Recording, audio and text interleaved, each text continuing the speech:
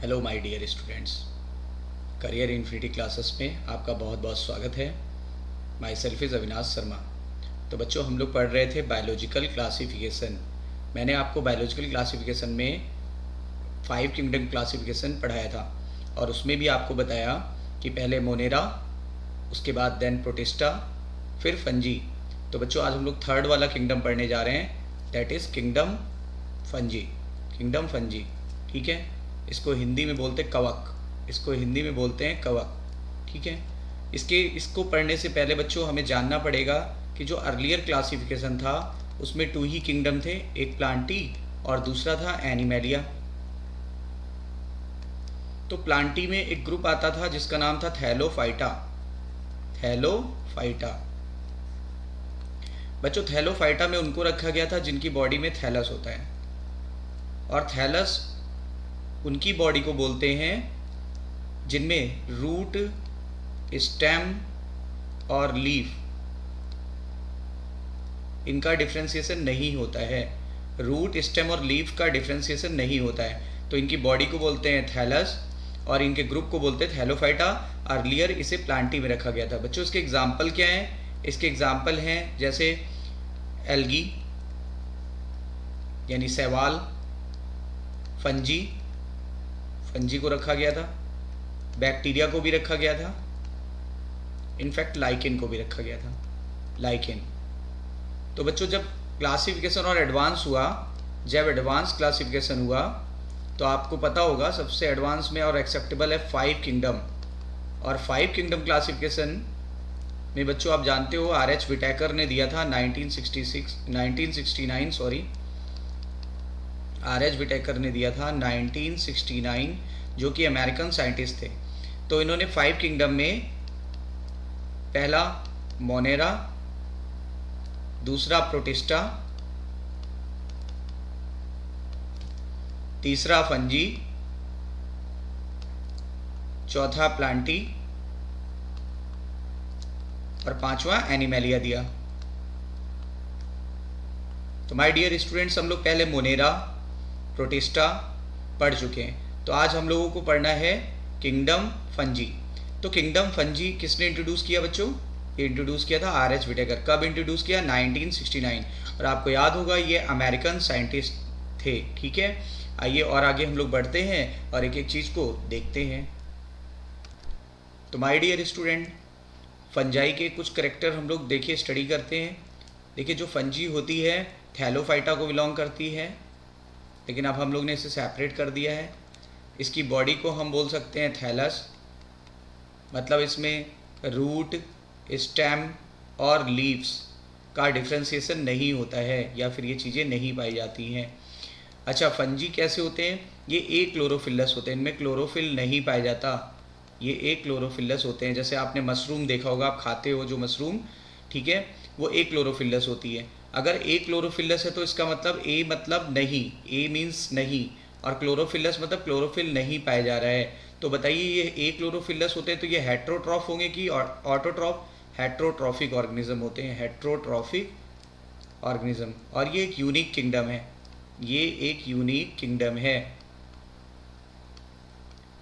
और इसके भी मेंबर ज़्यादातर माइक्रोस्कोपिक होते हैं, ज़्यादातर माइक्रोस्कोपिक होते हैं, मतलब छोटे छोटे से होते हैं। और इसके मेंबर भी कॉस्मोपॉलिटन इन डिस्ट्रीब्यूशन होते हैं। कॉस्मोपॉलिटन, इसका क्या मतलब हुआ बच्चों? सर्वव्यापी, हर जगह पाए जाते हैं, हर जगह पाए जाते हैं, ठीक है।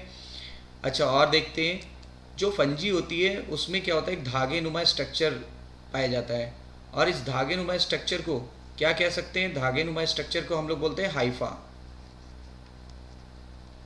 ठीक है। इसमें देखिए बहुत सारी सेल पाई जाती हैं, क्योंकि आपको पता है ये मल्टी सेलुलर ऑर्गेनिज्म है। ये कैसा ऑर्गेनिज्म है? मल्टी सेलुलर की यूनिसेलुलर। और बच्चों बताइए, ये यूकैरियोटिक है कि प्रोकैरियोटिक? तो यूकैरियोटिक है।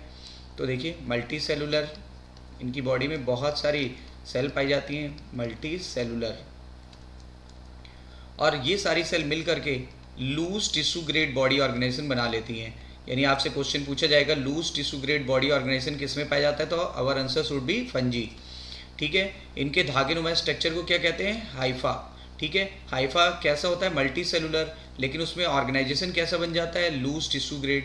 अब आप देख रहे हो हाइफा जो होते हैं वो दो टाइप के हो सकते हैं, लेकिन उससे पहले बता दें the network of hypha is known as mycelium. Network of hypha को क्या बोलते हैं बच्चों? माइसीलियम। ठीक है, और इनमें सेल के चारों तरफ सेल वॉल भी पाई जाएगी, और इनकी सेल वॉल बनी होती है chitin plus polysaccharide. Chitin plus polysaccharide. तो ये जो काइटिन होता है, ठीक है, ये पूरे वर्ल्ड का सेकंड नंबर का मोस्ट एबेंडेंट पाए जाने वाला ऑर्गेनिक मॉलिक्यूल है। तो बच्चों फर्स्ट नंबर का मैंने कौन सा बताया था आपको? सेलुलोज। और ये होमोपॉलीमर है कि हेट्रो? तो बायोमॉलिक्यूल वाले चैप्टर में दिया हुआ है 11th के एनसीईआरटी में कि ये होमोपॉलीमर है। और ये किसका बना होता है? इसका मोनोमर का नाम होता है एन एसिटाइल ग्लूकोसामीन, नाग, एन एसिटाइल ग्लूकोसामीन। बच्चों आपको मोनेरा में बैक्टीरिया पढ़ाया गया था, तो बैक्टीरिया में एक टर्म आया था पेप्टिडोग्लाइकन। बैक्टीरिया की सेल वॉल में क्या पाया गया था? पेप्टिडोग्लाइकन। तो पेप्टिडोग्लाइकन में भी NAG यानी एन एसिटाइल ग्लूकोसामीन पाया जाता है। ध्यान दीजिएगा बच्चों, 2-3 बातें क्लियर कर लीजिए। आइए और डिटेल में चलते हैं।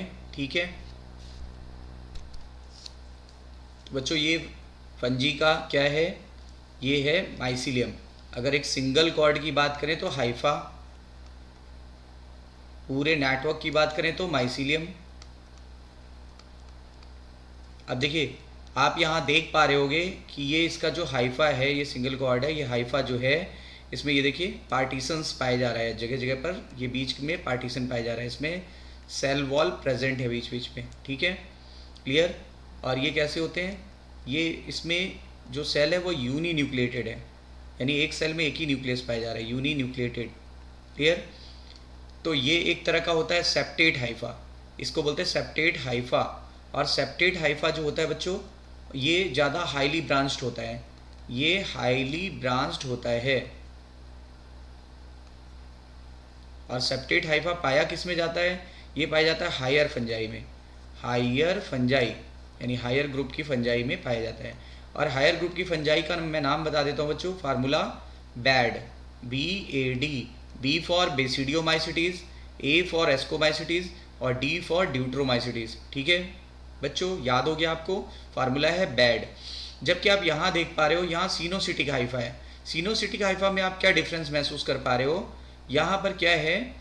देखिए, हाइफा तो सेम तरीके का है, लेकिन बीच का जो सेल वॉल है वो गायब हो गया, यानी इसमें सेल वॉल नहीं पाया जाता है, मतलब इसमें सेप्टा नहीं होता है, सेप्टा एब्सेंट हो गया। यहाँ सेप्टा प्रेजेंट था, सेप्टा मतलब बीच का पर्दा, यहाँ सेप्टा एब्सेंट है। ठीक है, दूसरी बात, ये यूनी न्यूक्लिएटेड है और ये कैसा दिख रहा है? एक ऐसा लग रहा है बहुत सारे न्यूक्लियस हैं एक ही हाइफा में, तो ये होता है मल्टी न्यूक्लिएटेड। और जब भी कभी किसी स्ट्रक्चर में एक से ज़्यादा न्यूक्लियस एक जगह पाए जाएं तो इसी कंडीशन को बोलते हैं सिनोसिटिक, इसीलिए वर्ड लिखा हुआ है सिनोसिटिक हाइफा, इसलिए लिखा है सिनोसिटिक हाइफा। तो सिनोसिटिक हाइफा हो गया। ठीक है, और बच्चों ये हाईली ब्रांच होता है और ये थोड़ा लेस ब्रांच होता है, ये होता है लेस ब्रांच। तो माय डियर स्टूडेंट, ये कहाँ पाया जाता है? ये पाया जाता है लोअर फंजाई में, लोअर फंजी का नाम क्या होता है? फाइकोमाइसिटीज। ठीक है, तो कंफ्यूजन नहीं होगा ना? बताइए, आपको याद रखना है फाइकोमाइसिटीज लोअर है, जबकि BAD बेसिडियोमाइसिटीज और एस्कोमाइसिटीज और ड्यूट्रोमाइसिटीज ये हायर हैं। तो इसमें हाइफा कैसा होगा बच्चों? नॉन सेप्टेट की सेप्टेट, नॉन सेप्टेट। ठीक है, मल्टी न्यूक्लिएटेड की यूनी न्यूक्लिएटेड, मल्टी न्यूक्लिएटेड। क्या बोलेंगे? सिनोसिटिक लेस ब्रांच की, हाईली ब्रांच लेस ब्रांच। इसमें कैसा होगा? Just opposite. देखिए, सेप्टेट होगा, यूनी न्यूक्लिएटेड होगा, हाईली ब्रांच होगा। ठीक है, तो ये बातें क्लियर हो गई। सेल वॉल मैंने बताया था, इनका जो सेल वॉल होता है वो काइटिन का बना था, काइटिन प्लस पॉलीसेक्राइड का बना होता है। और इसको कलर किया जा सकता है कैसे? एक डाई से। उस डाई का नाम एनसीईआरटी में नहीं दिया, बता देता हूँ, कॉटन ब्लू से कलर किया जा सकता है। तो बताइए इसको कैसे स्टेन करेंगे फंजी को देखने के लिए? तो बताएंगे कॉटन ब्लू। ठीक है, तो ये बातें क्लियर हो गई, आगे बढ़ते हैं। तो देखिए, फंजी में कैसे मेंबर्स आएंगे? Multi cellular. ठीक है, और इसमें लूज सेल जो लूज टिश्यू ऑर्गेनाइजेशन होता है वो आपको पहले बताया था, जो सेल होती हैं वो लूजली अटैच हो जाती हैं और लूज टिश्यू बना देती हैं। और यूकैरियोटिक ऑर्गेनिज्म है कि प्रो यूकैरियोटिक ऑर्गेनिज्म है। सेल वॉल में क्या पाई जाती है? काइटिन। काइटिन का मोनोमर NAG, नाग, N एसिटाइल ग्लूकोसामीन। ठीक है बच्चों, तो ये बात क्लियर हो गई। हालांकि इसका एक अपवाद है, इसका एक्सेप्शन है जिसको अल्कोहल और बेकरी दोनों में यूज़ करते हैं, दोनों इंडस्ट्री में यूज़ करते हैं, बेवरेज इंडस्ट्री में भी और बेकरी इंडस्ट्री में भी यूज़ करते हैं। उसका आप समझ गए होंगे, ईस्ट। अच्छा आप बताओ, ईस्ट जो होता है यूनिसेलुलर फंजी है और इसका नाम होता है सैक्रोमाइसिटीज।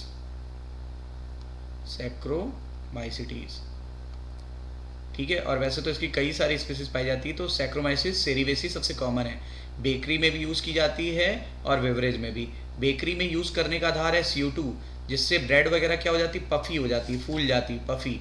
जबकि बताइए बेवरेज में आधार है इसका जाइमेज एंजाइम, और जाइमेज एंजाइम हम लोग ने फर्मेंटेशन में पढ़ा था, क्या यूज़ में आया था? तो ये अल्कोहल बनाने के यूज़ में आया था। याद आया बच्चों? Clear? In the process of fermentation. आपको ये भी याद आ गया होगा कि दो तरह की बेवरेज होती हैं, एक होती है डिस्टिल्ड, एक होती है नॉन डिस्टिल्ड। याद आ गया बच्चों? तो आइए हम लोग आगे बढ़ते हैं और इसको डिटेल में NCERT से देखते हैं। तो देखिए बच्चों, NCERT में क्या लिखा हुआ है? किंगडम फंजी हम पढ़ रहे हैं। The fungi constitute the unique kingdom. मैंने आपको बोला था यूनिक किंगडम है ये। और इसमें हेट्रोट्रॉफिक ऑर्गेनिज्म है या ऑटोट्रॉफिक? तो हेट्रोट्रॉफिक होते हैं, क्योंकि ये क्लोरोफिलस होते हैं। क्लोरोफिल नहीं होगा तो ये अपना भोजन नहीं बना पाते हैं। ठीक है, और ये बहुत ज़्यादा डाइवर्सिटी शो करते हैं मार्फोलॉजी और हैबिटेट में। बच्चों बताइए, मार्फोलॉजिकल और हैबिटेट में जो बायोडाइवर्सिटी शो कर रहा है वो फंजी है, जबकि न्यूट्रिशनल बायोडाइवर्सिटी और मेटाबॉलिक बायोडाइवर्सिटी किसने शो किया था बच्चों? बैक्टीरिया ने। याद आया? गुड। फिर देखिए, you must have seen fungi. आपने फंजी को देखा होगा मॉइस्ट ब्रेड पर या सड़े हुए फ्रूट्स पर। फ्रूट जब सड़ जाते हैं तो फंजी, जैसे पपाया पे अक्सर देखा होगा, पपाया पे काले काले धब्बे पड़ जाते हैं, उस पर देखा होगा। तो मॉइस्ट ब्रेड पे क्या पाया जाता है बच्चों? राइजोपस। क्या पाया जाता है? राइजोपस। आइए मैं आपको दिखाता हूँ राइजोपस कैसा होता है, वो आपको दिखाता हूँ। तो बच्चों ये है राइजोपस। देखिए नीचे लिखा है राइजोपस स्टोलोनिफर। ये राइजोपस ऐसा दिखता है। ये इसका देखिए हाइफा हो गया, पूरा जाल जो माइसीलियम कहलाएगा। और ये क्या होता है, जब रिप्रोडक्शन करना होता है तो ये एरियल स्ट्रक्चर बना लेता है। इनको बोलते हैं स्पोरेंजियोफोर। ठीक है बच्चों, और ये क्या है? ये जो राउंड स्ट्रक्चर है इसको बोलते हैं स्पोरेंजियम। ठीक है, और स्पोरेंजियम के अंदर क्या बनेगा? स्पोर। कौन से स्पोर बनते हैं? स्पोरेंजियोस्पोर। अभी मैं आपको बताता हूँ। स्पोरेंजियोस्पोर बनते हैं, जो हैं कैसे? ये नॉन मोटाइल स्पोर होते हैं कि मोटाइल? नॉन मोटाइल स्पोर होते हैं। देखिए स्पोर बनाना थैलोफाइटा का करैक्टर है, तो ये नॉन मोटाइल स्पोर होते हैं और इसका नाम है स्पोरेंजियोस्पोर। और बच्चों ये कैसे होते हैं? एसेक्सुअल स्पोर होते हैं, ध्यान दीजिएगा। क्लियर? और इसी से नया माइसीलियम और हाइफा बन जाएगा।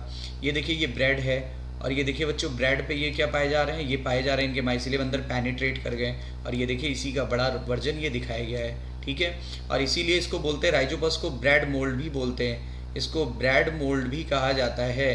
ठीक है ना, इसी को पिन मोल्ड भी कहते हैं। ठीक है, इसी को ब्लैक मोल्ड भी कहते हैं, क्योंकि ब्रेड आपने देखा होगा जब उस पर कुछ स्ट्रक्चर फंगस वगैरह लग जाता है तो बन जाता है वो कैसा? ब्लैक। इसीलिए उसको ब्रेड मोल्ड या ब्लैक मोल्ड या पिन मोल्ड भी कहते हैं। ठीक है, आपने अक्सर देखा होगा बच्चों, हमारे यहाँ पे कुछ घरों में ऐसे बोला जाता है हिंदी में, दहिया लग गया।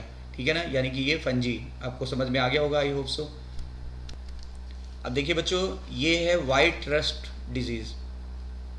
वाइट रस्ट, ये देखिए वाइट धब्बे हैं, वाइट रस्ट डिजीज़। देखिए ये मस्टर्ड का पौधा है, ये आपने देखा होगा सरसों की पत्तियाँ। तो ये मस्टर्ड है, मस्टर्ड की फैमिली का नाम क्रूसीफेरी। ठीक है, या न्यू नेम है ब्रासिकेसी। तो देखिए मस्टर्ड के पौधों पर वाइट कलर के धब्बे पड़ गए। ये देखिए बच्चों, तो इसको बोलते हैं क्या? इस डिजीज़ का नाम है वाइट रस्ट डिजीज़। मस्टर्ड पर या क्रूसीफेरी के पौधे में होती है, और ये भी एक फंगस से होती है, Albugo Candida.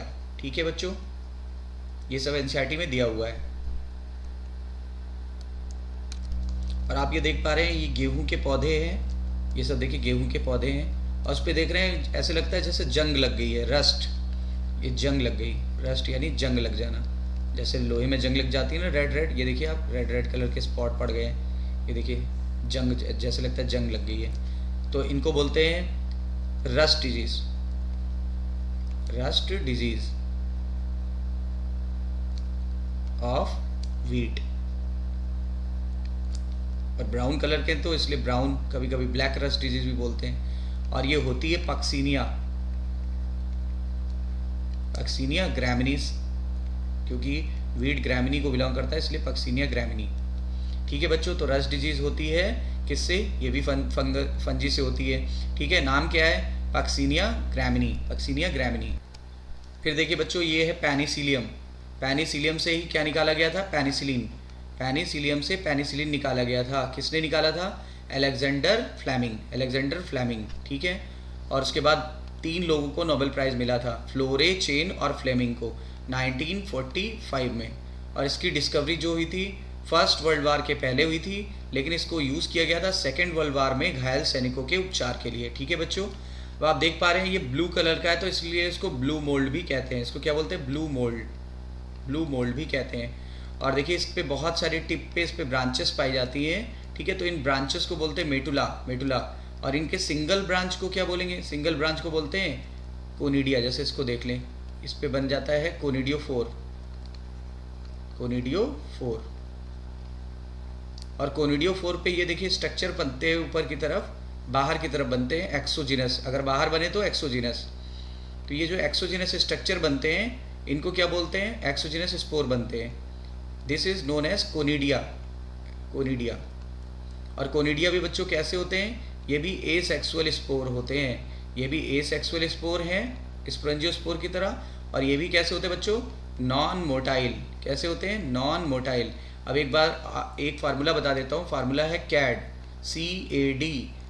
Conidia is asexual spore और मोस्ट कॉमन इन ड्यूटेरोमाइसिटीज। देखिए बच्चों इस फार्मूले को 2 तरह से देखिएगा, conidia is asexual spore and very common in deuteromycetes. ठीक है, इसी फार्मूले को एक और तरह से हम अंडरस्टैंड कर सकते हैं। कैड का दूसरा मतलब ये निकलेगा, कोनिडिया एस्कोमाइसिटीज में भी होता है, ड्यूटेरोमाइसिटीज में भी होता है, बट ज़्यादा किस में होता है, ड्यूटेरो में, थोड़ा बहुत किस में होता है, एस्को में।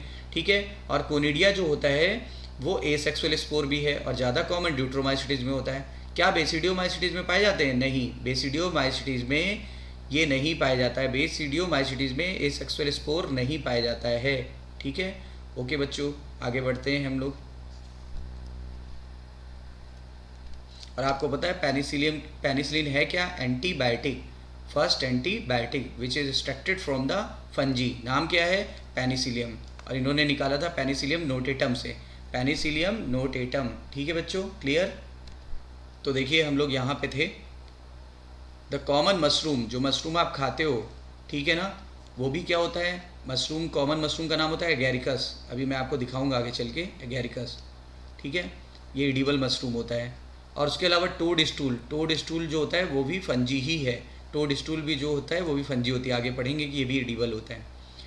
वाइट स्पॉट, वाइट सॉरी ये एडिबल नहीं होता है टोड स्टूल, क्योंकि टोड स्टूल लिखा है ना, ये नॉन एडिबल होता है। फिर आगे लिखा हुआ है वाइट स्पॉट, वाइट स्पॉट अभी मैंने आपको दिखाया था, ये मस्टर्ड की पत्तियों पे पाई गई थी, याद करिए, मस्टर्ड की पत्तियों में वाइट वाइट कलर के धब्बे थे। ठीक है, इसको बोलते थे वाइट स्पॉट डिजीज़ या वाइट रस्ट डिजीज़, और ये हुई थी एल्ब्यूगो कैंडिडा। अब आप बताइए, ये तो नुकसान पहुंचा रहा है पौधों को, इसलिए पैरासिटिक फंगस होगा।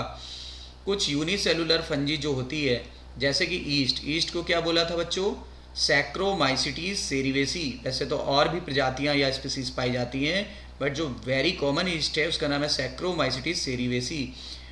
मैंने आपको बताया कि इसको ब्रेड बनाने के काम में लाते हैं और अल्कोहल बनाने के काम में लाते हैं। अब मैंने आपको बताया था ब्रेड बनाने का आधार क्या है, the release of CO2 during fermentation.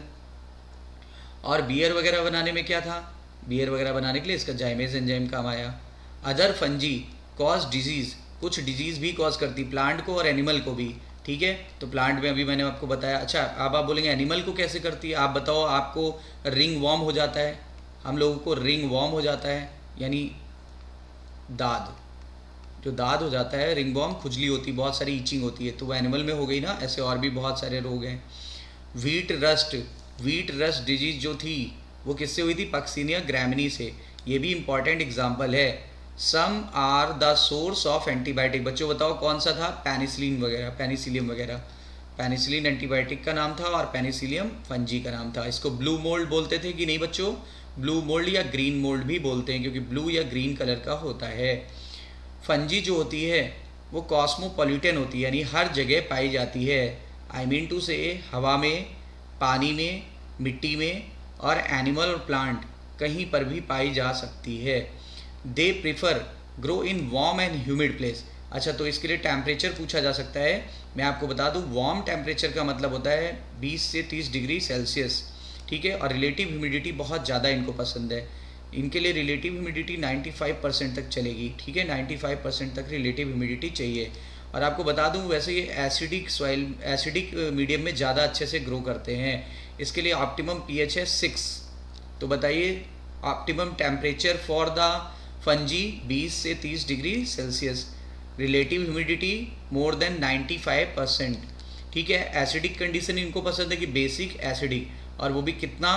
PH, तो पीएच होना चाहिए 6। आगे देखिए, क्या आप कभी आश्चर्य में पड़े हो कि हम फ्रिज के अंदर या रेफ्रिजरेटर के अंदर सामान क्यों रखते हैं? कोई भी फूड आइटम क्यों रखा जाता है, स्पेशली गर्मियों में, ठीक है। तो आंसर आएगा yes, it is to prevent. हम जानते हैं कि हम फूड को स्पॉइलेज से बचाना चाहते हैं ताकि फूड बर्बाद ना हो जाए, क्योंकि आपको पता है हाई टेम्परेचर पर बैक्टीरिया और फंगल इन्फेक्शन का चांस बढ़ जाएगा। और फ्रिज में क्या होता है, रेफ्रिजरेटर में टेम्परेचर लो कर देते हैं, रिलेटिव ह्यूमिडिटी वहाँ पर बहुत कम हो जाती है, तो ह्यूमिडिटी भी कम हो गई और वहाँ पे कूलनेस बढ़ गई, तो ना तो बैक्टीरिया सर्वाइव कर पाएगा और ना ही फंगस। इज इट क्लियर बच्चों? तो माय डियर स्टूडेंट, मैंने आपको बताया था विद द एक्सेप्शन, अभी हम एनसीईआरटी पे हैं, देखिए एनसीईआरटी का लोगो लगा है, मतलब NCERT. With the exception of east, यानी ईस्ट को छोड़ दिया जाए जो कि यूनिसेलुलर है, बाकी फंजाई जो होती है वो होती मल्टी सेलुलर और फिलामेंट बना लेती है। बच्चों फिलामेंट का नाम क्या है? हाइफा। फिलामेंट का नाम है हाइफा। जबकि नेटवर्क को क्या बोलते हैं? नेटवर्क को बोला था माइसिलियम। तो देखिए क्या लिखा है, their bodies consist of long slender and thread like structure called hypha, ठीक है। और हाइफा कितने टाइप के थे? सेप्टेट और aseptate. The network of hypha is known as mycelium. मैंने बोला था पूरे जाल को माइसिलियम कहते हैं। कुछ हाइफा जो होते हैं उसमें continuous tubes field multi nucleated cytoplasm होता है, याद करिए, यानी सेप्टा नहीं पाया गया था। इस कंडीशन को हमने क्या बोला था? सीनोसिटिक हाइफा बोला था, और कंडीशन को सीनोसिटिक कंडीशन बोलते हैं। जबकि दूसरों के पास सेप्टेट हाइफा होता है, या क्रॉस वॉल या सेल वॉल बीच में पाई जाती है। तो बच्चों बताइए ये किसका करेक्टर है? ये है फाइकोमाइसिटीज। फाइकोमाइसिटीज, अब तो आपको याद हो गया होगा। लोअर है कि हायर? Lower fungi. जबकि ये किसका करेक्टर है बच्चों? जिसमें सेप्टा या क्रॉस वॉल प्रेजेंट होगी, ये हायर फंजी का करेक्टर है, हायर फंजी। बच्चों हायर फंजी का फार्मूला क्या है? बैड, BAD, बेसिडियोमाइसिटीज, एस्कोमाइसिटीज और Deuteromycetes. Is it clear? Good. बच्चों सेल वॉल फंजाई की किसकी बनी होती है? वो बनी होती काइटिन एंड पॉलीसेक्राइड। काइटिन दुनिया का second most abundant organic molecule है और ये होमोपॉलीमर है बच्चों। इसमें क्या पाया जाता है? मोनोमर का नाम नाग। नाग मतलब N एसिटाइल ग्लूकोसामीन। कलर कैसे करते हैं फंजी को? तो आपको बताया गया था cotton blue. Most of the fungi are heterotrophic. ज़्यादातर फंजी हेट्रोट्रॉफिक होती है और ये सड़ी गली चीज़ों को ही खाती है, डेट सबस्ट्रेटम पर पाई जाती है, और इसीलिए इनको सैप्रोफाइट यानी मृतोपजीवी कहते हैं बच्चों। क्लियर? फिर आगे देखिए, those that depend on the living plant. जो लिविंग प्लांट या एनिमल पर रहेंगे उन्हें क्या बोलेंगे? उन्हें बोलेंगे पैरासाइट। आपको पता है जो दूसरों पे आश्रित रहते हैं उसको पैरासिटिक बोलते हैं, और ये अक्सर डिजीज कॉजिंग होंगे बच्चों, ध्यान दीजिएगा, ये अक्सर डिजीज कॉजिंग होते हैं, ध्यान दीजिएगा, disease causing. They can also live as symbiont. कभी कभी सिम्बायंट का रिलेशनशिप देखा होगा, सहजीवन, यानी कि म्यूचुअलिज्म या सहजीवन या सिम्बायटिक। तो उसमें होता क्या है? एल्गी और फंजी की दोस्ती हो जाती है और इस दोस्ती का परिणाम क्या होता है? लाइकेन। और एनसीईआरटी में लिखा है लाइकेन के बारे में, आगे मैं आपको बताऊंगा, उसमें लिखा है लाइकेन ऐसा एसोसिएशन है जिसमें लगेगा ही नहीं आपको कि दो अलग अलग ऑर्गेनिज्म यूनाइट करके एक ऑर्गेनिज्म बन गए। इतना वेल सिस्टमैटिक और वेल ऑर्गेनाइज मैनर होता है ये। और lichen is the good air pollution indicator. ये SO2 को भाप लेते हैं और जब SO2 ज़्यादा होगा तो लाइकेन की डेथ हो जाती है मेरे प्यारे बच्चों, ठीक है। And with roots of higher plant as mycorrhiza. और आपको पता है जब फंजी हायर प्लांट के रूट में पेनिट्रेट कर जाती है तो माइकोराइजा बनता है। किसी कोई बता सकता है माइकोराइजा कहाँ पढ़ा था आपने, साइकस में या पाइनस में? तो बताओ बच्चों, पाइनस में, पाइनस में। और अगर ये तो जिम्नोस्पर्म है, और अगर आपको एंजियोस्पर्म पूछे बच्चों तो क्या बताएंगे, ऑर्किड में। तो ऑर्किड में ध्यान दीजिएगा, ये एंजियोस्पर्म है यानी फ्लावरिंग प्लांट। बच्चों आप जानते हो कि रिप्रोडक्शन किसी भी लिविंग ऑर्गेनिज्म का एक आधार है। आपने पढ़ा होगा द लिविंग वर्ल्ड में growth, reproduction, metabolism, cellular organisation, interaction, consciousness, ये सारी चीज़ें किसी भी लिविंग ऑर्गेनिज्म का फंडामेंटल कैरेक्टर्स है। तो बच्चों रिप्रोडक्शन तो इसमें होगा ही होगा। एक रूल बता दूं, जितने लोअर ग्रुप में आप जाओगे वहाँ पर कैसा होता है, वहाँ 3 तरह के रिप्रोडक्शन हो सकते हैं, ठीक है। वेजिटेटिव, फार्मूला वास, VAS, वेजिटेटिव, एसेक्सुअल और सेक्सुअल। जब थोड़ा आप हायर जाओगे तो वेजिटेटिव ख़त्म हो जाएगा, केवल एसेक्सुअल और सेक्सुअल बचेगा। अब और आप बिल्कुल हायर ग्रुप में जाएंगे तो सेक्सुअल केवल बचेगा, ठीक है। आप नोटिस करिएगा इस बात को। तो रिप्रोडक्शन 3 तरीके का होता है बच्चों। वास फार्मूला है तो पहला वेजिटेटिव देखते हैं। वेजिटेटिव का 3 तरीके हैं। वेजिटेटिव में क्या होगा, अगर मान लो फिलामेंट है और ये टुकड़ों टुकड़ों में टूट गया तो हर टुकड़े से नया माइसीलियम या हाइफा बन जाएगा। इस फिनोमिना को बोलते हैं फ्रेगमेंटेशन। इस फिनोमिना को बोलते हैं फ्रेगमेंटेशन, ध्यान दीजिएगा। फिजन क्या होता है, फिजन और बडिंग। फिजन और बडिंग किस में कॉमन होती है, ईस्ट में कॉमन होती है। फिजन और बडिंग ईस्ट में कॉमन होती है। देखिए यूनिसेलुलर है तो बताओ आपको क्या बताया था, यूनिसेलुलर में कोई भी सेल 2 बराबर भागों में टूट जाती है जिसे बाइनरी फिजन कहते हैं बच्चों। तो याद आ गया होगा, यूनिसेलुलर है तो फिर इसमें पाई जाएगी बाइनरी फिजन। चलिए ये तो क्लियर हो गया। अब बडिंग क्या होती है, इसमें क्या होता है, कैरियोकाइनेसिस हो गई। मान लो एक न्यूक्लियस 2 न्यूक्लियस में डिवाइड हो गया, फिर ये क्या करता है, ये बल्ज आउट हो जाता है और ये न्यूक्लियस इसमें चला जाता है। तो ये जो न्यू स्ट्रक्चर बन रहा है इसको बड बोलते हैं। कुछ दिन के बाद ये इससे अटैच रहता है और मे बी ये अलग भी हो सकता है। तो ऐसे फिर तीसरा स्ट्रक्चर निकलेगा, फिर चौथा स्ट्रक्चर निकलेगा, फिर 5वां स्ट्रक्चर निकलेगा। ऐसे क्या होता है, ऐसे बहुत सारे ईस्ट से सेल बनती चली जाती है। तो ऐसा लगता है कि ईस्ट में वो हाइफा दिख रहा है, लेकिन हाइफा नहीं होता, उसमें माइसीलियम नहीं पाया जाता। इस तरह के माइसीलियम को बोलते हैं स्यूडो माइसीलियम। तो बच्चों स्यूडो माइसीलियम किस में पाया जाता है, यानी फॉल्स जो नेटवर्क है वो किस में पाया जाता है, वो ईस्ट में। ये किस वजह से बना, बडिंग द्वारा। बडिंग में होता क्या बच्चों, कैरियोकाइनेसिस तो इक्वल होती है लेकिन साइटोकाइनेसिस कैसी होती है, अनइक्वल। तभी तो एक सेल देखिए बड़ी, एक सेल ये ओरिजिनल वाली बड़ी होती है और जितने भी बड वाली सेल है वो छोटी होती है। देखिए ये वाली सेल बड़ी है और इससे जितने भी बड होंगे वो छोटे होंगे। क्लियर।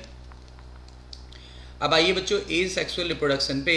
ए सेक्सुअल रिप्रोडक्शन में स्पोर्स बनते हैं और स्पोर का नाम कोनिडिया बताया था कि नहीं, और स्पोरेंजियोस्पोर बताया था कि नहीं, आप लोगों को बताया था ना। तो ये किस में बना था, ये राइजोपस में बना था। कोनिडिया किस में बना था बच्चों, फार्मूला याद करो, कैड का नाम।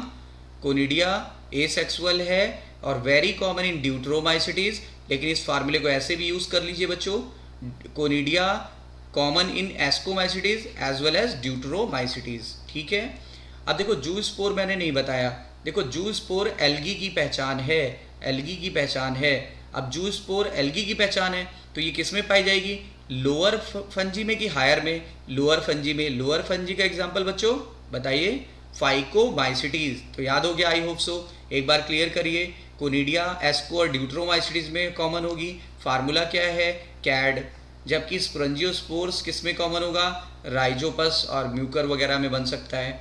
जूस्पोर किस में कॉमन होगा, एल्गी लाइक फंजाई में। एल्गी लाइक फंजाई का नाम क्या होता है, एल्गी लाइक फंजाई का नाम होता है फाइकोमाइसिटीज, लोअर फंजाई। और बताया था ये दोनों कैसे थे, नॉन मोटाइल, जबकि ये मोटाइल वाले को जूस्पोर कहते हैं। ठीक है बच्चों, आइए हम लोग सेक्सुअल रिप्रोडक्शन को थोड़ा और अच्छे से डिटेल में पढ़ते हैं क्योंकि ये हमारे सिलेबस में थोड़ा डिटेल में है।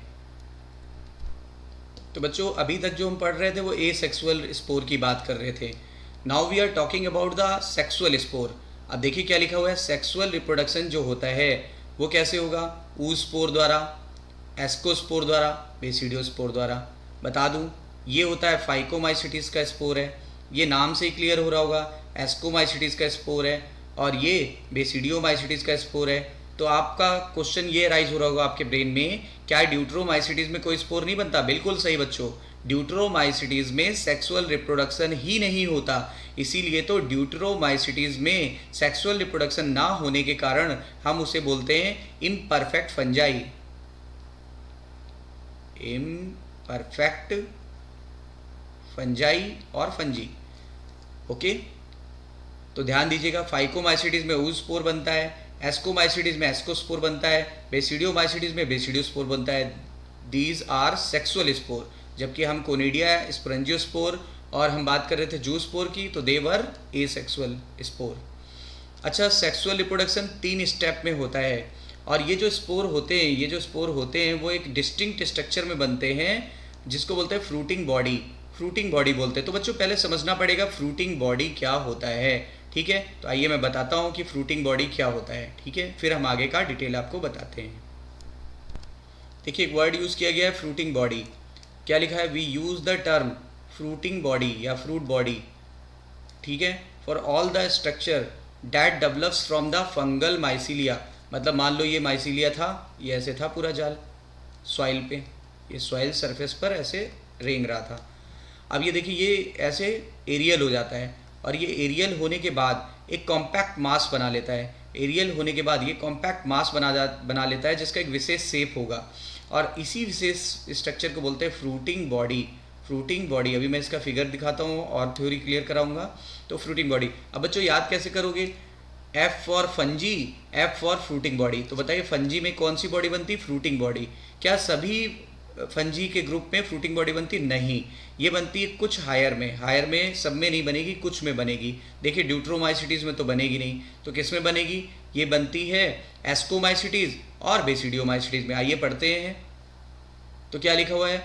माइसीलियम ही एरियल होकर के कॉम्पैक्ट बॉडी बनाता है जिसको फ्रूटिंग बॉडी कहते हैं, यानी माइसीलियम ने ही प्रोड्यूस किया और इसी के अंदर स्पोर बनते हैं। इसी के अंदर या ऊपर स्पोर बन सकते हैं, या तो अंदर बनेंगे या तो ऊपर, यानी एक्सोजीनस भी स्पोर बन सकते हैं बच्चों,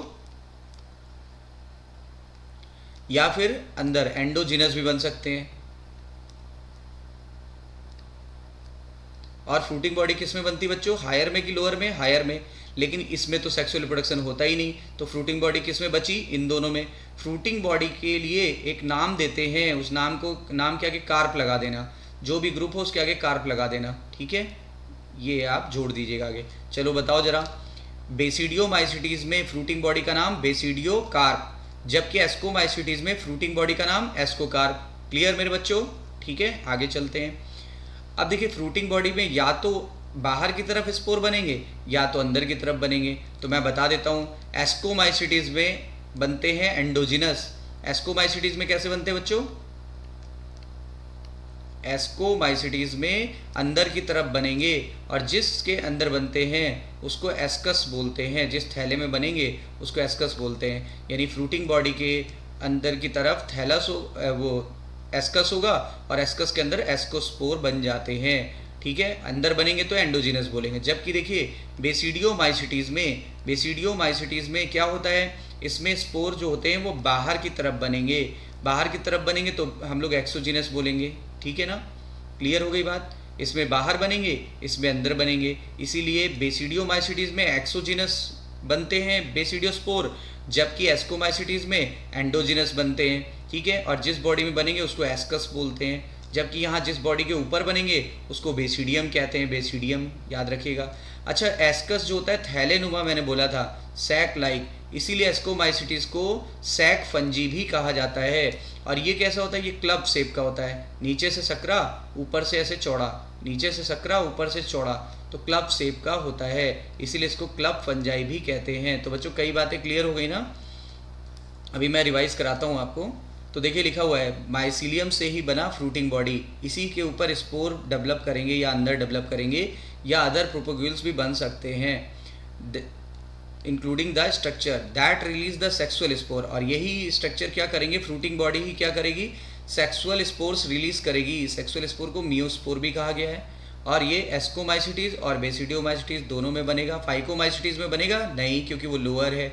ड्यूट्रोमाइसिटीज में बनेगा बच्चों नहीं, क्यों, क्योंकि उसमें कभी भी सेक्सुअल रिप्रोडक्शन नहीं होता है, ठीक है। As well as range of structure that produce the asexual spore, asexual spore भी इन पे बन सकते हैं कुछ, और सम सोमैटिक वेजिटेटिव स्ट्रक्चर भी बन सकते हैं, ठीक है, कभी कभार। तो याद रखिएगा, very very important, very very important, ठीक है। तो आपने क्या सीखा, तो बच्चों जो फंजी थी वो दो ग्रुप में डिवाइड की गई थी, एक lower, second one is higher, ठीक है। लोअर में क्या होता है, फाइकोमाइसिटीज आता है। हायर में क्या आता है, हायर में 3 ग्रुप आएगा, बेसिडियो, एस्को और ड्यूट्रोमाइसिटीज। देखिए इनमें एसेक्सुअल रिप्रोडक्शन कैसे होता था बच्चों, तो आपको बताया था जू स्पोर्स यानी मोटाइल स्पोर्स, ऐसे फ्लैजिला पाया जाता है इनमें। और इनमें सेक्सुअल के लिए कौन सा स्पोर बना, मैं आपको रिकॉल कर रहा हूँ, वो स्पोर।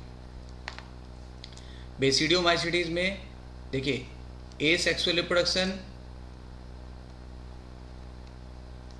नहीं होता है, सेक्सुअल रिप्रोडक्शन के द्वारा बेसिडियो स्पोर बन गया, और एक्सोजीनस बना कि एंडोजीनस, तो आपको बताया था एक्सोजीनस।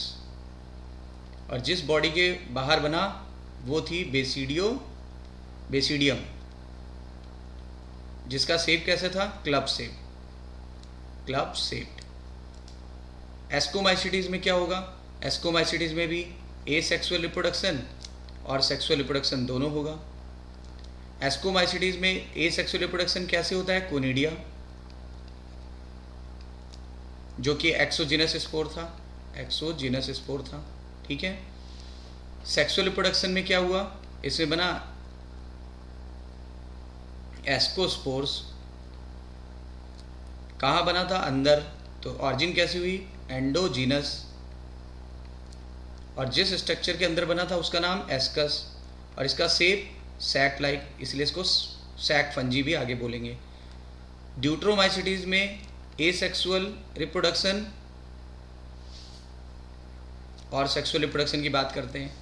सेक्सुअल रिप्रोडक्शन होगा नहीं, इसीलिए इसको बोला गया था इम्परफेक्ट फंजी यानी फंजाई इम्परफेक्टाई, ठीक है। एसेक्सुअल कैसे होगा, वही पुराना मेथड, कोनिडिया द्वारा होगा।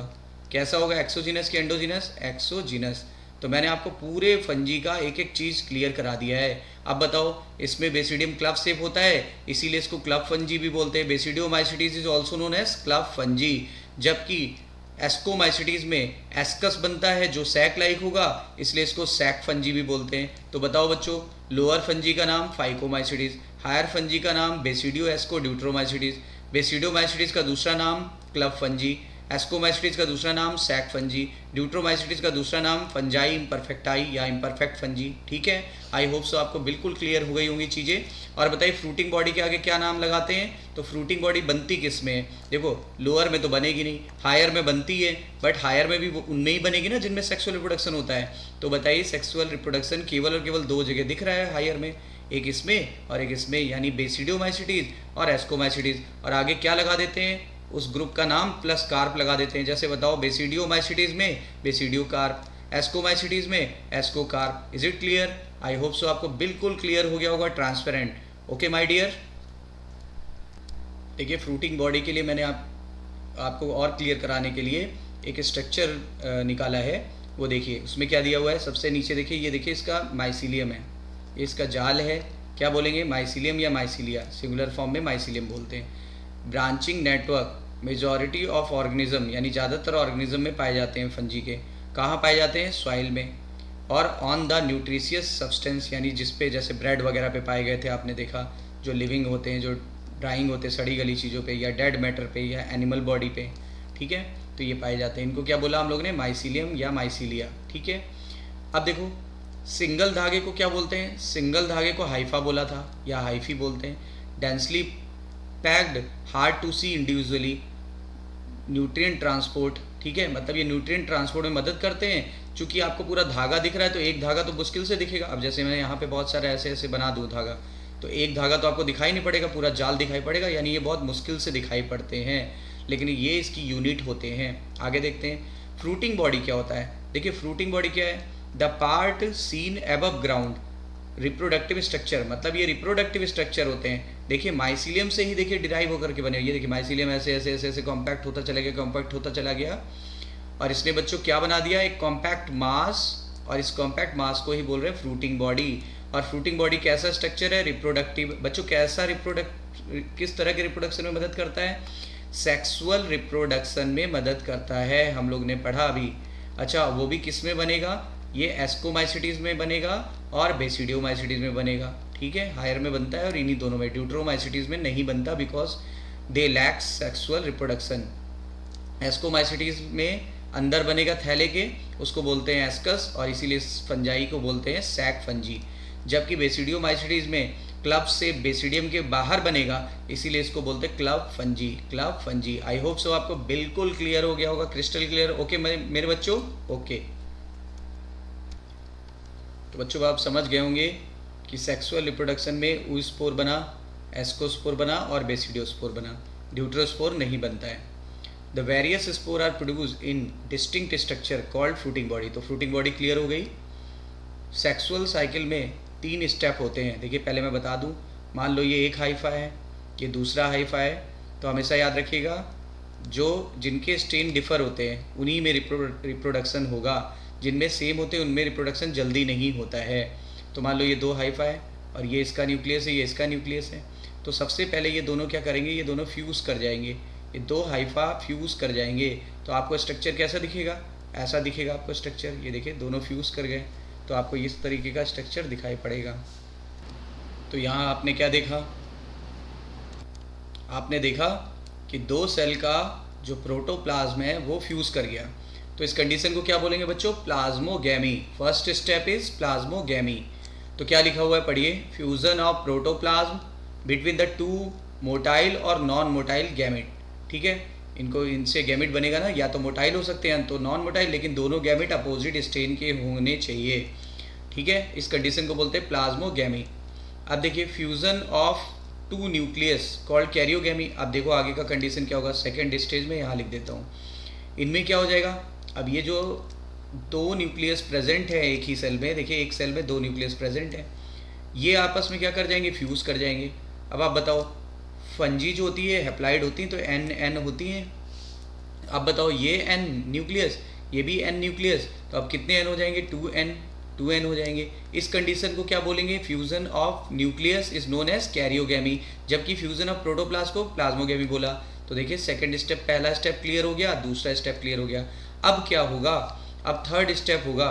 थर्ड स्टेप में क्या होगा बच्चों, ये जो 2n है ये जाइगोट है, 2n है जाइगोट, और जाइगोट से दोबारा n स्टेज मेंटेन करनी है, तो यहाँ हो जाती है जाइगोटिक म्योसिस। ये जो जाइगोट बना है इसको जाइगोस्पोर कहते हैं, जाइगोस्पोर। तो इसके अंदर जाइगोटिक म्योसिस हो जाएगी। जब जाइगोटिक म्योसिस होगी तो यहाँ पे हैप्लाइड स्पोर्स बन जाते हैं, हैप्लाइड स्पोर्स बन जाएंगे फिर से, और ये स्पोर्स जनरेट करके फिर से नया फंजी बना लेंगे, ठीक है बच्चों। आइए हम लोग देखते हैं थोड़ा सा इसको। तो आप यहाँ देख पा रहे हैं, सबसे पहले देखिए ये हाइफा है, इन्होंने गैमेट प्रोड्यूस किया है, एक ने प्लस वाला और एक ने माइनस वाला, या तो दोनों मोटाइल गैमेट हो सकते हैं या तो नॉन मोटाइल। अब देखिए दोनों गैमेट्स का प्रोटोप्लास्ट फ्यूज कर गया, this is known as plasmogamy, this is known as plasmogamy, ठीक है। अब आगे देखिए प्लाज्मोगैमी के बाद क्या हो जाएगा, दोनों का न्यूक्लियस फ्यूज कर जाएगा, दोनों का न्यूक्लियस फ्यूज कर जाएगा तो बोलेंगे कैरियोगैमी। कैरियोगैमी के बाद क्या हो जाएगा, 2n जाइगोट बन जाएगा, ठीक है, और जाइगोट में मियोसिस हो गई। बच्चों अगर जाइगोट में मियोसिस हो तो इस तरह की मियोसिस को बोलते हैं जाइगोटिक मियोसिस, और जाइगोटिक मियोसिस के बाद हैप्लाइड स्पोर बन जाएगा, जिससे नया हाइफा फिर से बन जाएगा, ठीक है। बच्चों एक चीज़ जान लेना यहाँ बहुत ज़रूरी है, आइए उसको भी देख लेते हैं। तो कभी कभी क्या होता है कुछ केसेस में, कुछ फंजी में, कुछ ग्रुप में ऐसा होता है, ये रहा एक हाइफा, ये रहा दूसरा हाइफा, ये दोनों गैमेट प्रोड्यूस करेंगे अपोजिट स्ट्रेन वाले। सबसे पहले हो जाएगी प्लाज्मोगैमी। अब बच्चों जब प्लाज्मोगैमी हो जाएगी तो मैंने बताया था कैसा दिखेगा, ऐसा दिखेगा। और ये देखिए, ये प्लस वाला एन न्यूक्लियस, ये माइनस वाला एन न्यूक्लियस, तो एक प्लस वाला है एक माइनस वाला है, ठीक है। अब अगर देखिए ज़्यादातर में क्या होता है, ज़्यादातर में ये तुरंत फ्यूज़ होकर के क्या बना लेता है, जाइगोट। लेकिन कुछ केसेस में जैसे कि एस्कोमाइसिटीज़ और बेसिडियोमाइसिटीज़, एस्कोमाइसिटीज़ एंड बेसिडियोमाइसिटीज़,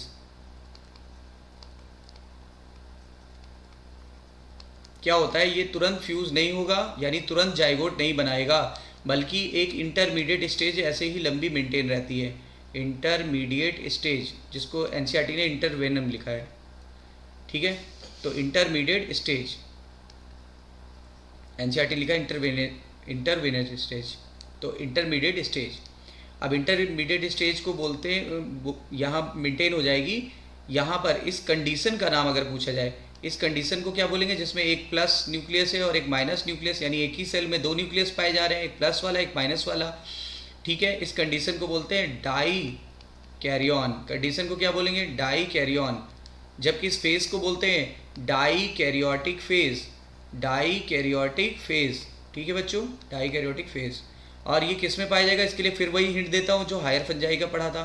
फार्मूला फिर से याद करो, बैड, बी फॉर बेसिडियो में सबसे ज़्यादा कॉमन होता है, ठीक है। ए फॉर एस्को में उससे कम कॉमन होता है, और डी फॉर क्या, dikaryotic phase, dikaryotic phase. तो बेसिडियो में सबसे ज़्यादा कॉमन, एस्को में थोड़ा बहुत, क्या, D for dikaryotic phase, dikaryotic phase.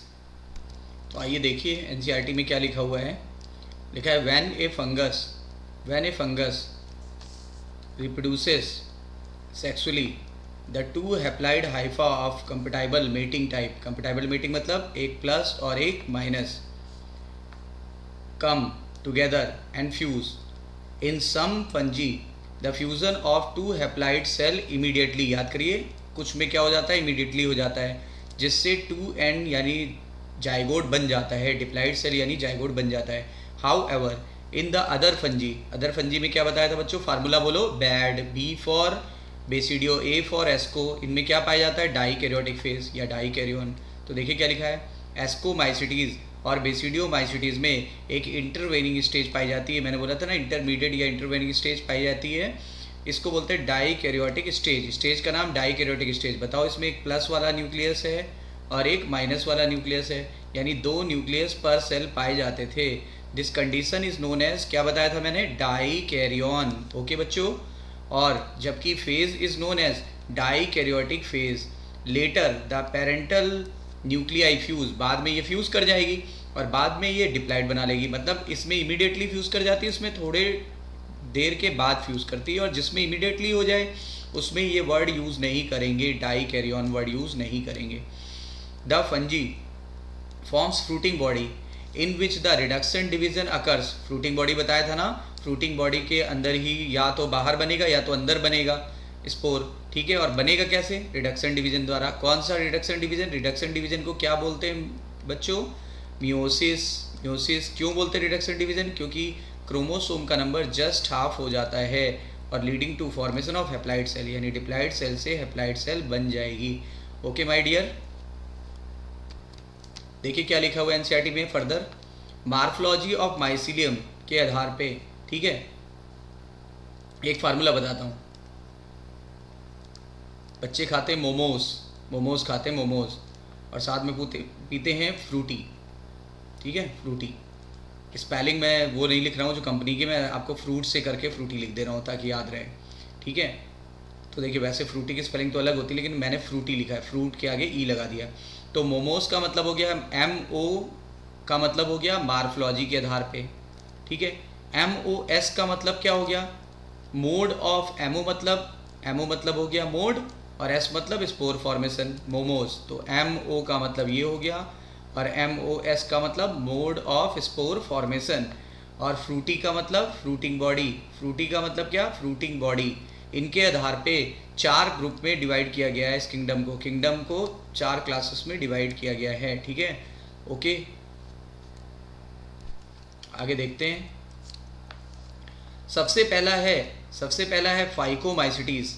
देखिए एनसीईआरटी ने क्या लिखा है, member of phycomycetes are aquatic habitat. देखो ये इसको बोलते हैं algae like fungi, algae like fungi, यानी एल्गी की तरह ये फंजी होते हैं, क्योंकि फाइको का मतलब होता है एल्गी और माइको का मतलब होता है फंजी, इसीलिए तो ये प्राइमली एक्वेटिक होते हैं, एक्वेटिक हैबिटेट में पाए जाते हैं। और ये सड़ी गली लकड़ी पे पाए जाते हैं जो जहाँ मॉइस्चर बहुत ज़्यादा हो और ह्यूमिडिटी बहुत ज़्यादा हो। और एक बहुत इंपॉर्टेंट बात है बच्चों कि ये ऑब्लिगेट पैरासाइट होते हैं ऑन द प्लांट। लेकिन मैं आपको पूछूं obligate parasite on the organism, तो जिससे आजकल हम लोग जूझ रहे हैं समस्या से, क्या, वायरस। वायरस 100% पैरासाइट होता है लिविंग ऑर्गेनिज्म पर, चाहे वो प्लांट हो, एनिमल हो या बैक्टीरिया हो, कोई भी हो। लेकिन ये केवल प्लांट पर ये पैरासाइट होंगे। ऑब्लिगेट का मतलब 100% पैरासाइट होते हैं, इनके पास कोई दूसरा विकल्प नहीं होता है। जैसे आजकल पूरी दुनिया कोरोना वायरस से जूझ रही है, तो देखो ऑब्लिगेट पैरासाइट है तभी तो पूरी दुनिया जूझ रही है, वो भी सभी लिविंग ऑर्गेनिज्म पे होता है। The mycelium is एसेप्टेड। पहले बताओ लोअर फंजाई है कि हायर बच्चों, तो ये लोअर फंजी है। अगर ये लोअर फंजी है तो बताओ ए सेप्टेट होगा कि सेप्टेट, ए सेप्टेट होगा कि सेप्टेट, तो ए सेप्टेट होता है। और सिनोसिटिक कंडीशन होगी ना, तो सिनोसिटिक कंडीशन होती है, देख लो। ए सेक्सुअल रिप्रोडक्शन बच्चों कैसे होगा, मैंने बताया था आपको जू स्पोर द्वारा। याद करिए जू स्पोर कैसे थे, मोटाइल थे कि नॉन मोटाइल, मोटाइल होते हैं। या कभी कभार नॉन मोटाइल स्पोर भी बनते हैं, उनको एप्लानोस्पोर कहते हैं, एप्लानोस्पोर। यही दोनों स्पोर एल्गी में भी कॉमन होते हैं बच्चों, याद रखिएगा। स्पोर अंदर की तरफ बनेंगे, ये जो भी स्पोर थे वो अंदर की तरफ बन रहे थे। जिस स्ट्रक्चर के अंदर बने थे हमने क्या बताया था उसको, स्पोरेंजियम। याद है मेरे बच्चों, स्पोरेंजियम, ठीक है। आइए मैं स्पोरेंजियम एक बार आपको वापस दिखा देता हूँ तो आपको क्लियर याद आ जाएगा। ये देखिए म्यूकर का स्ट्रक्चर है, ठीक है। और ये देखिए एरियल हाइफा है, एरियल हाइफा को ही बोला था हम लोग ने स्पोरेंजियोफोर। और स्पोरेंजियोफोर के ऊपर क्या पाया गया, ये स्पोरेंजियम है, ये देखिए स्पोरेंजियम है, ये देखिए लिखा है स्पोरेंजियम। और उसके अंदर क्या बन रहा है, स्पोरेंजियोस्पोर। अगर कोई चीज़ अंदर बने तो क्या बोलेंगे बच्चों, एंडोजीनस की एक्सोजीनस, तो एंडोजीनस। कैसा स्पोर है, ए सेक्सुअल की सेक्सुअल, ए सेक्सुअल स्पोर। किस में कॉमन होता है, लोअर फंजी में। लोअर फंजी का उदाहरण म्यूकर। वैसे तो 3 बताऊंगा मैं आपको जो एनसीईआरटी में दिया है, तो आइए देखते हैं क्या लिखा हुआ है। देखिए एक बार रिवाइज करा दे रहा हूँ। ए सेक्सुअल स्पोर स्पोरेंजियम के अंदर बनेगा, एंडोजीनस बनेगा, ठीक है, एंडोजीनस बनेगा। अब जाइगोस्पोर की बात कर रहा है, जाइगोस्पोर यानी जाइगोट। तो जाइगोस्पोर कैसे बनता है, by the fusion of 2 gamete. याद आया, fusion of 2 gamete. These gametes are similar in morphology. अगर मार्फोलॉजी में सिमिलर होंगे, जैसे मान लो ये 2 गैमेट हैं और दोनों मार्फोलॉजी में सिमिलर हैं, तो इन्हें क्या बोलेंगे, आइसोगेमस। अगर मान लो एक छोटा और एक बड़ा हो, ठीक है, तो इससे क्या बोलेंगे, एनाइसोगेमस। एक मोटाइल हो और दूसरा नॉन मोटाइल हो, तो इसे क्या बोलेंगे, इसे बोलते हैं ऊगैमस। तो आइसोगेमस में मार्फोलॉजी सेम होगी, एनाइसोगेमस ऊगैमस में मार्फोलॉजी डिफर होगी। लेकिन एनाइसोगेमस और ऊगैमस में क्या अंतर है, एनाइसोगेमस में एक छोटा एक बड़ा हो सकता है, जबकि इसमें देखिए क्या होगा, एक छोटा एक बड़ा तो होगा लेकिन एक मोटाइल और नॉन मोटाइल होगा दूसरा, ठीक है। तो इसीलिए सिमिलर हुआ तो आइसोगेमस और डी सिमिलर हुआ तो एनाइसोगेमस या ऊगैमस होगा। Some common example are, common example को आप ऐसे याद करो, राम, राम या रैम। आपके मोबाइल में रैम होती है और एक भगवान है, गॉड हैं, राम जी, दुनिया जानती है। तो एम फॉर म्यूकर और आर फॉर राइजोपस। राइजोपस को बच्चों हमने क्या बोला था, ब्रेड मोल्ड या ब्लैक मोल्ड या पिन मोल्ड, याद है, राइजोपस स्टोलोनिफर।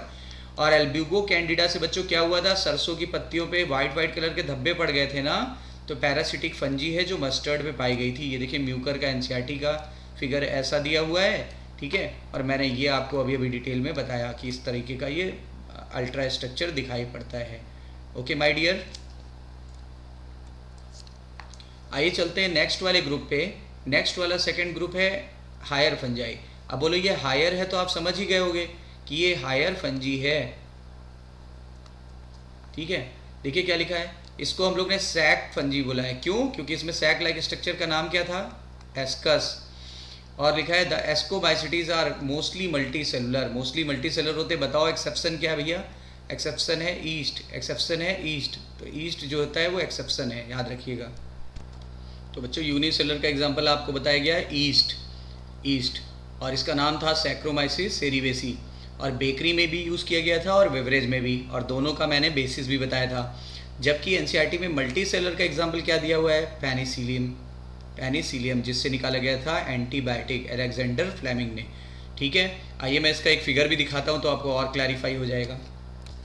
देखिए, ये तो मैं आपको बता चुका हूँ, ये है पेनिसिलियम। इसको बोलते हैं क्या, इसको बोलते हैं ब्लू मोल्ड या ग्रीन मोल्ड। और इसमें क्या कोनिडिया बन रहा है ना, क्यों बन रहा है, क्योंकि ये एस्कोमाइसिटीज़ का मेंबर है। फार्मूला याद करिए, एस्को और ड्यूटरो दोनों में कोनिडिया बनता है, और ये सेक्सुअल स्पोर है, और ड्यूट्रोमाइसिटीज़ में सबसे कॉमन होता है कोनिडिया। ठीक है बच्चों, और ये देखिए ये ईस्ट सेल है, इसमें देखिए ये यूकैरियोटिक सेल है तो वैक्यूल पाया जा रहा है, सेल मेम्ब्रेन पाई जा रही है, सेल वॉल पाई जाती है, माइटोकॉन्ड्रिया पाया जाएगा, बर्ड स्कार मतलब यहीं से बर्ड जनरेट होगा, यहीं से न्यू बर्ड जनरेट होगा और स्यूडोमाइसिलियम बन जाएगा। देखिए न्यूक्लियस भी पाया जा रहा है, ठीक है, साइटोप्लाज्म भी पाया जा रहा है, गोल्गी एपरेटस भी पाया जाएगा, और लिपिड ग्रेन्यूल स्टोर करेगा। आपको बता दें जितनी भी फंजाई होती है वो ग्लाइकोजन प्लस ऑयल स्टोर करती हैं, ग्लाइकोजन प्लस ऑयल स्टोर करती हैं, इसीलिए लिपिड ग्रैन्यूल नाम दिया गया है। ठीक है बच्चों, तो आपको ईस्ट पता चल गया, पेनिसिलियम पता चल गया। ठीक है, और भी एग्जांपल इसके बता देते हैं। देखिए इसमें एस्परजिलस भी आएगा, एस्परजिलस भी आपको दिखा दूँ। ये देखिए एस्परजिलस नाइगर, एस्परजिलस नाइगर ऐसे होता है। देखिए इसमें भी कोनिडिया बना है, जिस बॉडी पे बनता है उसको कोनिडियोफोर कहते हैं, ये इसका हाइफा होता है। ठीक है, और एस्परजिलस नाइगर से क्या निकालते हैं, 12th की एनसीईआरटी में दिया हुआ सिट्रिक एसिड, ठीक है, प्लस ऑक्सैलिक एसिड भी निकालते हैं, ऑक्सैलिक एसिड, और इससे सोया सॉस भी बनाते हैं, soya sauce, soya sauce. Okay, ये देखिए काऊ डंग पे पाई जा रही है, ये गाय का गोबर है, काऊ डंग। अब काऊ डंग पे भी कुछ फंजाई पाई जाती है, ये देखिए ये भी एस्कोमाइसिटीज को ही बिलोंग करती है, इसको बोलते हैं कैप्रोफिलस, कैप्रोफिलस फंजी। अभी आप देखोगे तो आई थिंक ये सारी चीज़ें क्लियर हो गई होंगी।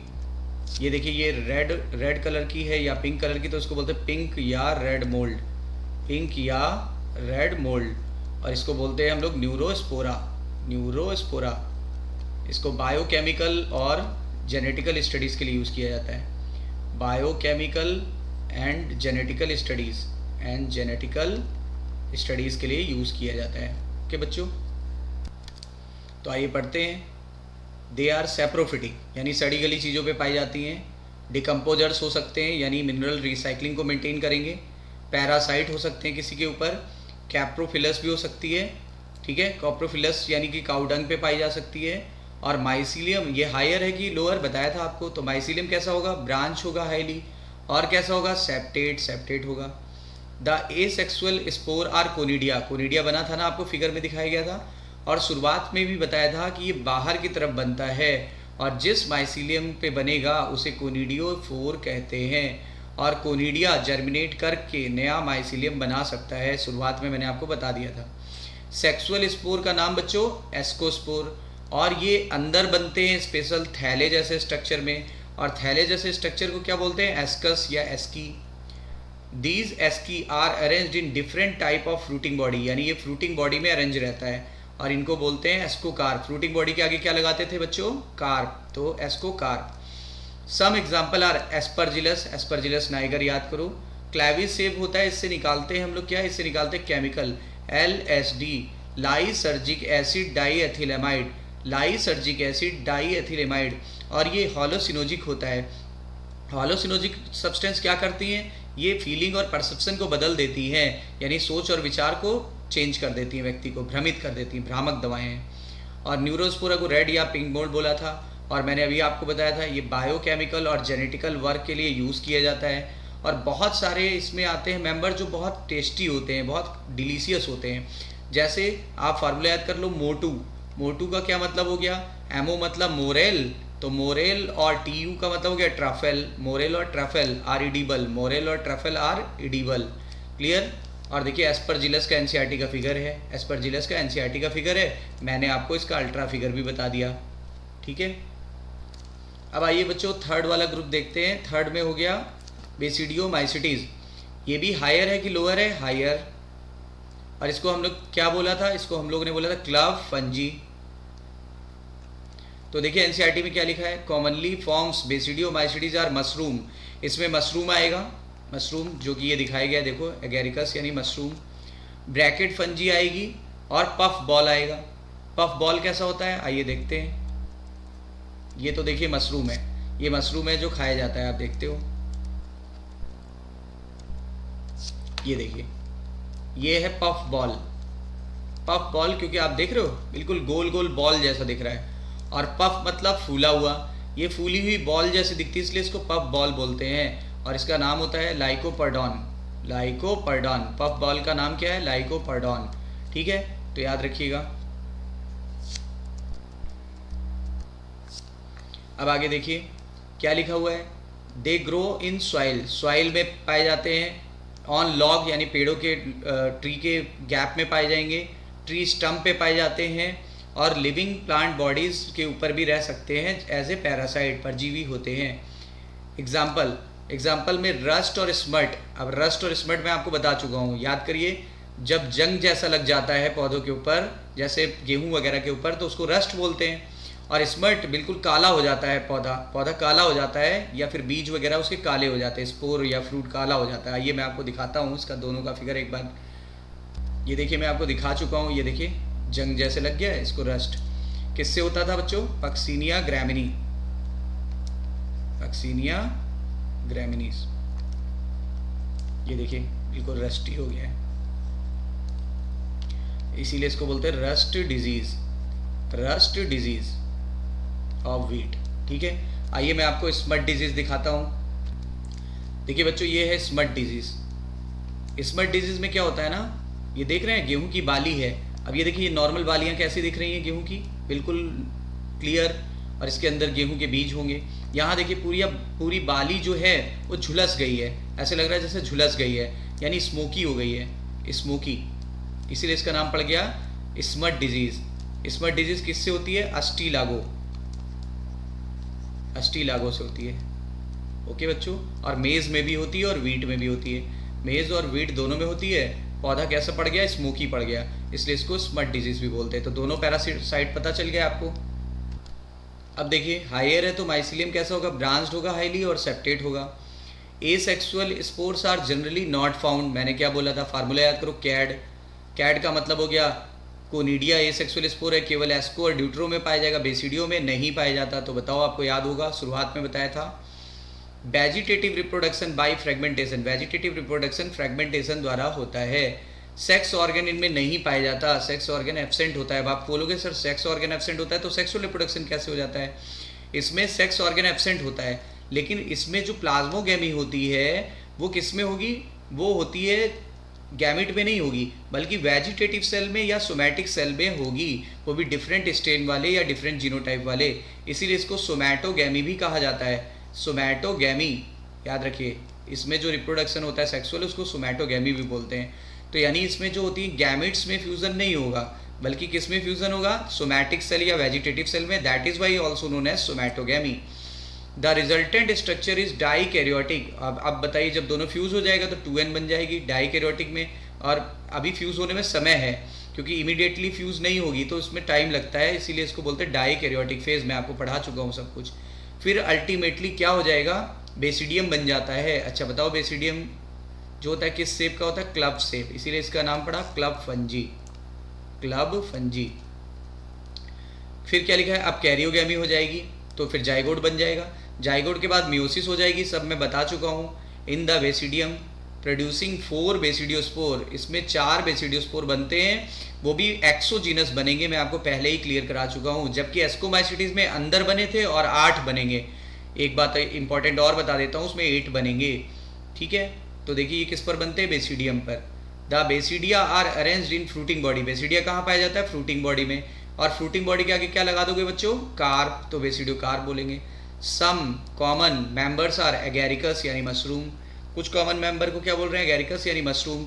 अस्टीलागो से क्या होता है बच्चों, स्मर्ट, पूरा पौधा कैसा पड़ गया था, स्मोकी। पक्सीनिया ग्रैमिनीस से क्या हुआ था, रस्ट हुआ था। ओके बच्चों,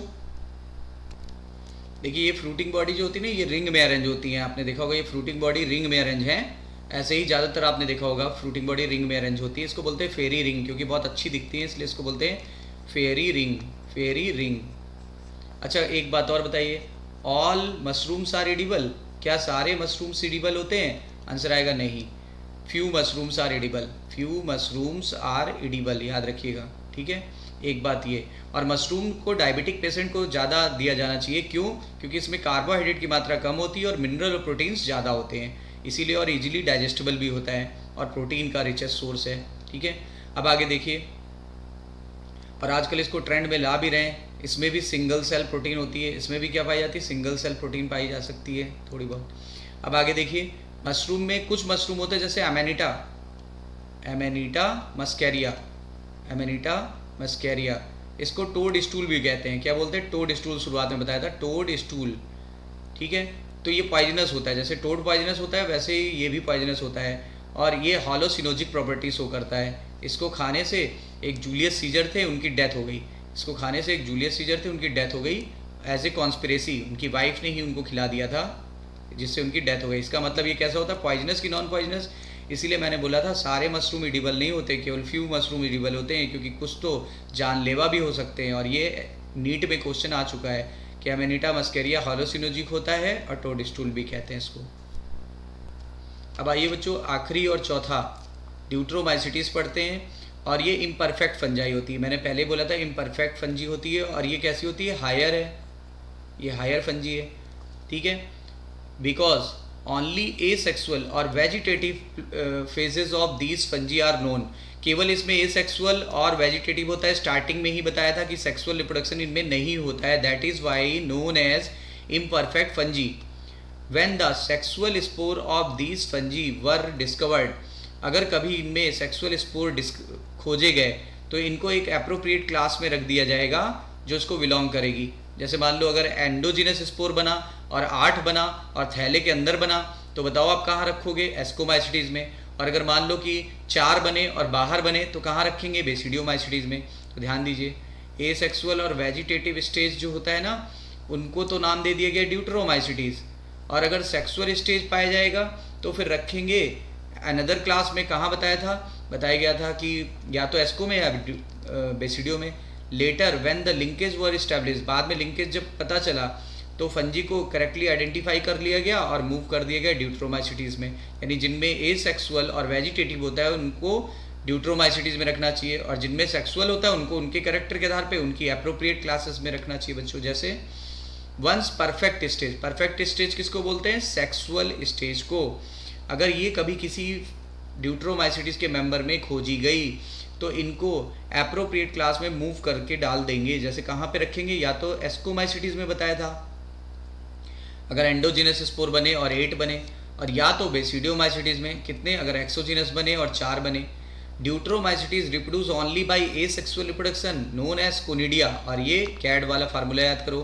कोनिडिया एसेक्सुअल है, ड्यूट्रोमाइसिटीज़ में वेरी कॉमन है। फिर दूसरा फार्मूला याद करो, कोनिडिया एस्को में भी बना था और ड्यूट्रो में भी बना था। हायर फंजाई बताया था, तो माइसिलियम कैसा होगा? सेप्टेट और branched. Some members are saprophytic, कुछ सड़ी गली चीज़ों पे पाए जाते हैं, कुछ पैरासाइट होते हैं, और ज़्यादातर डिकम्पोजर्स की तरह काम करते हैं, यानी कि सड़ी गली चीज़ों को डिकम्पोज करेंगे। डी फॉर ड्यूट्रोमाइसिटीज़ और डी फॉर डिकम्पोजर्स। देखो बच्चों, ट्रिक भी समझ में आती जा रही है ना, ठीक है। और यानी लिटर वो होता है जिसका डिकम्पोजिशन होता है।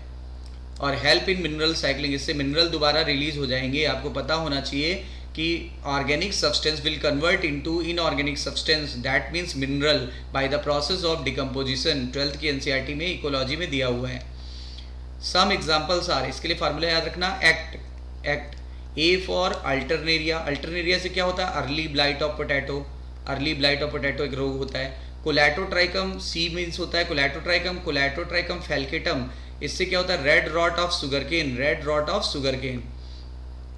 ट्राइकोडर्मा, ट्राइकोडर्मा जो होता है उससे क्या होता है? उससे रिंग वॉर्म होता है, उससे रिंग वॉर्म होता है। और ये फ्री लिविंग रूट इकोसिस्टम में रहने वाला फंजी भी है, ये फ्री लिविंग रूट इकोसिस्टम में रहने वाला फंजी भी है, ठीक है ना। तो याद रखिएगा, ये सब बातें आप और भी क्लियर करेंगे आगे चल के, ठीक है बच्चों। तो आई होप सो कि आपको एक एक चीज़ समझ में आ गई होगी। तो आज हम लोग ने किंगडम फंजी को कंप्लीट कर लिया। स्टे एट होम, ठीक है, सोशल डिस्टेंसिंग मेंटेन रखिए, लाइक सब्सक्राइब और शेयर ज़्यादा से ज़्यादा करिए बच्चों। आपके जितने भी फ्रेंड्स हैं, जितने भी फेसबुक आप लोग यूज़ करते हो, और आप लोग ज़्यादा से ज़्यादा इसको शेयर करिए ताकि और भी बच्चों को इसका बेनिफिट हो सके, और मुझे भी इसका कॉन्फिडेंस मुझे भी आएगा कि मैं और अच्छे अच्छे वीडियो बनाऊँ, क्योंकि मैंने आपसे कई बार बोला हमें इससे एनर्जी मिलती है। ओके बच्चों, all the best, take care, वंदे मातरम, जय हिंद।